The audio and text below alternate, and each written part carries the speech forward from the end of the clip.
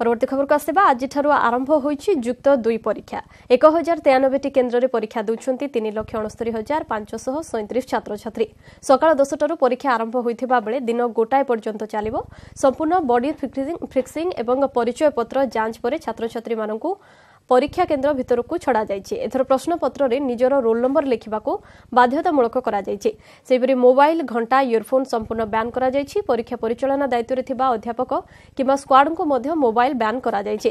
केवल सुपरिटेंडेंट को पाखरे रहिबो गोटिए मोबाइल। कॉपी रोकिबा पई त्रिस्तरीय स्क्वाड व्यवस्था करा जाइछि। अधिकांश केन्द्र रे सीसीटीवी लगा जाइछि। सीसीटीवी नथिबा केन्द्र रे जगिछंती स्क्वाड।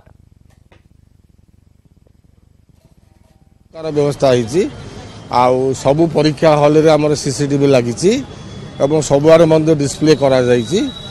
तेणु आम कॉलेज रे कोनोसी प्रकार असुविधा नहीं कि सही हिसाब रे आमे समस्त व्यवस्था करू।